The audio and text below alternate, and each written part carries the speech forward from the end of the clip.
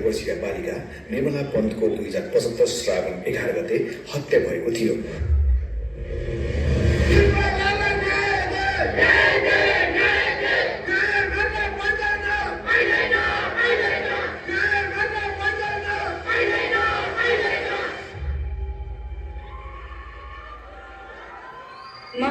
निर्मला पन्त हो, म त्यही निर्मला पन्त जसको हत्याकाण्ड फैलिएको छ अत्यन्त।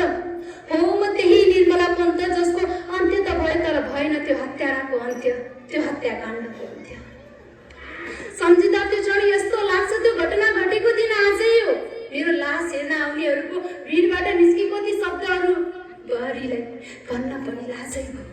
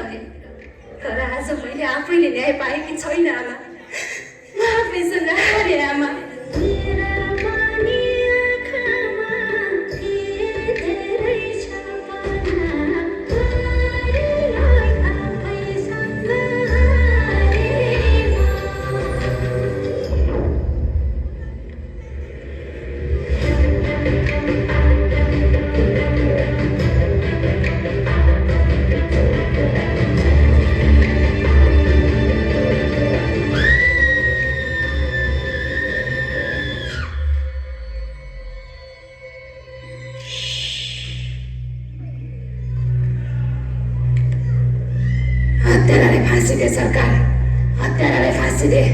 मलाई न्याय चाहिन्छ, मलाई न्याय चाहिन्छ।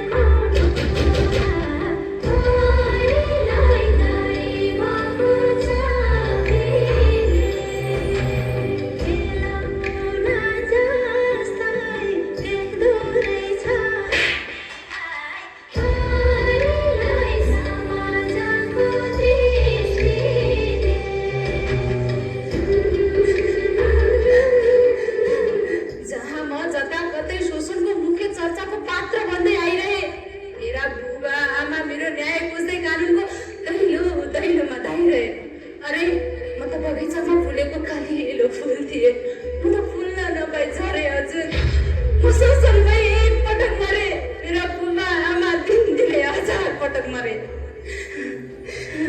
हे न्यायालयका बादशाहहरू, तिमीहरूको त्यो निर्जीव आत्माले सत्य र असत्य कहिले छुट्याउने? यो निर्दोषले अब न्याय कहिले पाउने? जुन देशको सरकारले महँगो दाइजो भित्राउँदै बचाइरहेको छ जनता, हो म त्यही देशको निर्माता हो, म त्यही देशको निर्माता।